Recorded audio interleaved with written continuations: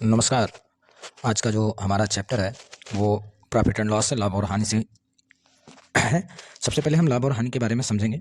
देखिए, एकमात्र चीज़, यदि आप लाभ और हानि को अच्छे से पढ़ना चाहते हैं, अच्छे से समझना चाहते हैं, तो उसके लिए सबसे ज़्यादा ज़रूरी जो चीज़ है वो ये है कि आपको एज आ कस्टमर बिहेव करना होगा क्वेश्चन के साथ में।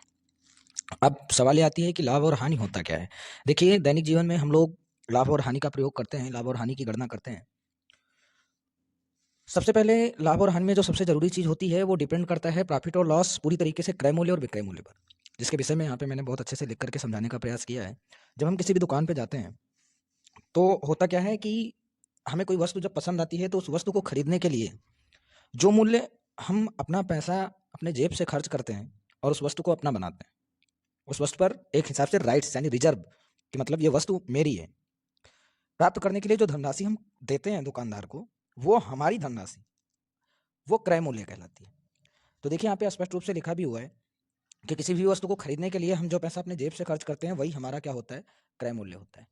फिर उसके बाद अब हम लोग भाई वस्तु वहाँ से खरीद लाएं, तो चूंकि मैं एक दुकानदार हूँ तो वस्तु अपने घर के लिए तो लाया नहीं हूँ भाई, बेचने के लिए लेकर के आया हूँ।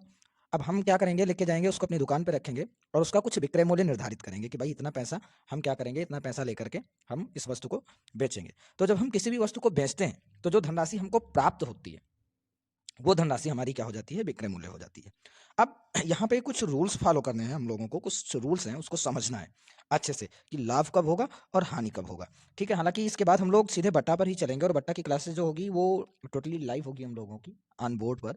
फिलहाल प्रॉफिट एंड लॉस का फार्मूला समझना हम लोगों के लिए जरूरी है डिस्काउंट से पहले, इसलिए ये लाभ और हानि की क्लासेस नहीं चलेंगी। बट लाभ और हानि के कॉन्सेप्ट को हम लोग समझेंगे क्योंकि जो डिस्काउंट है हमारा वो पूरी तरीके से डिपेंड है प्रॉफिट और लॉस पर ही, लाभ और हानि पर ही डिपेंड है पूरी तरीके से। तो इसलिए थोड़ा सा कॉन्सेप्ट के विषय में हम लोग समझेंगे कि इसका कॉन्सेप्ट जो है वो कहता क्या है।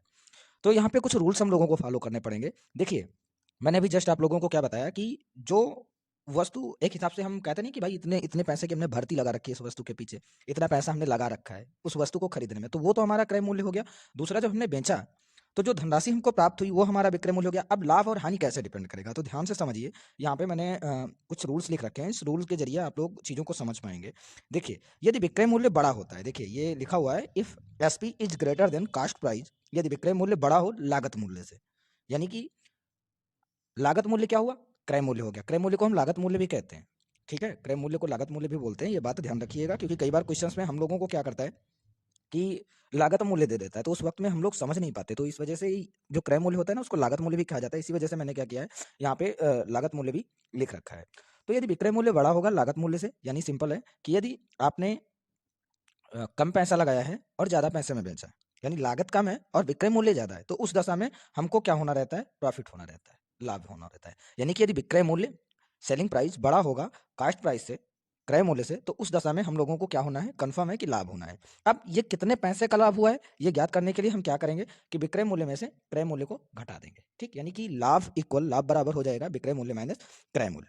दूसरी चीज, अब यहाँ पे देखिए एक चीज बड़ी सिंपल है क्वेश्चंस में, क्योंकि ये सब सुपरलेटिव डिग्रीज के क्वेश्चंस आप लोगों को मिलने वाले हैं दैनिक जीवन में, हम जिनका उपयोग करते हैं बड़े बड़े स्थानों पर, बड़े बड़े जगहों पर, है ना। ये छोटे मोटे जगहों पे यूज होने वाली चीज़ें हैं नहीं। तो यहाँ पे हम लोगों को समझना ये होगा ना कि लाभ अक्सर जो होता है ना, जो बड़ी दुकानें होती हैं ना, वहाँ पे जो लाभ होता है ना, जो बड़ी बड़ी कंपनियां होती हैं वो प्रॉफिट और लॉस की गणना जो है वो परसेंटेज में करती हैं।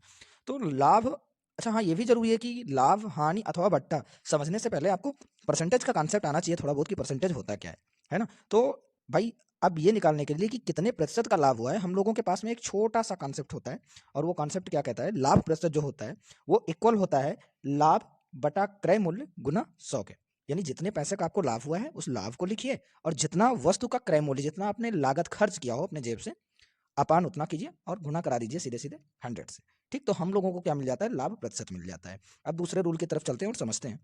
दूसरा रूल क्या कहता है कि यदि लागत मूल्य, if cost price is greater than selling price, यदि लागत मूल्य बड़ा हो जाए विक्रय मूल्य से, तो भाई उस दशा में ध्यान से समझिएगा कि आपने ज्यादा पैसा लगा के किसी वस्तु को खरीदा है, ठीक, और आप उसको कम पैसे में बेच रहे हो, तो एक तरीके से बेवकूफ़ी हो जाएगी ना। तो इस दशा में होगा क्या, हमको लॉस हो जाएगा, नुकसान हो जाएगा भाई, पैसा हमारे जेब से और चला जाएगा। उस दशा में क्या हो जाएगा, लॉस हो जाएगा। और हानि निकालने के लिए ध्यान से समझिएगा, हानि निकालने के लिए कि कितने पैसे की हानि हुई है, हम क्या करते हैं, क्रय मूल्य में से विक्रय मूल्य को घटाते हैं। यानी जो बड़ा होगा ना उसमें से हम घटाएंगे छोटे वाले को। ठीक, और 2 रूल आपको समझ में आ गए। सिर्फ इतना रूल, यही बातें समझ में आपको रखनी है कि यदि विक्रय मूल्य बड़ा है लागत मूल्य से तो उस दशा में लाभ होगा, और यदि लागत मूल्य बड़ा है विक्रय मूल्य से तो उस दशा में हानि हो जाएगी। अब हानि को भी भाई प्रतिशत में ही निकालना पड़ेगा। तो हानि प्रतिशत निकालने के लिए हमें करना क्या होता है, सिंपल वही जो काम हम लोग प्रॉफिट एंड लॉस लाभ के लिए करते थे, वही काम हम लोग हानि प्रतिशत ज्ञात करने के लिए करेंगे। ठीक, सीधे सीधे हम क्या करेंगे, जितने पैसे की हानि हुई है उसको ऊपर रखेंगे और बटे में क्रय मूल्य रखेंगे और गुना करा देंगे 100 से। ठीक है, तो बस सिंपल सिंपल इतनी सी बातें थी, और विशेष कुछ फार्मूला जिसमें है नहीं, क्योंकि फार्मूले की जरूरत नहीं पड़ती किसी क्वेश्चंस को करने के लिए। ठीक है, वो सारी चीज़ें सिर्फ बेस होती हैं टोटल कॉन्सेप्ट पे। तो मेरे विचार से इतना कॉन्सेप्ट काफ़ी होगा। तो अब अगर इतनी सारी बातें समझ में आ गई होंगी तो कल हम लोग क्या करेंगे, थोड़े बहुत क्वेश्चंस करेंगे, ये सारे क्वेश्चंस किए जाएंगे। तो तब तक के लिए ठीक है, अच्छा है, फिर देखते हैं, नहीं होगा तो फिर डिस्काउंट ही शुरू करेंगे लाइव क्लासेज में। ठीक है।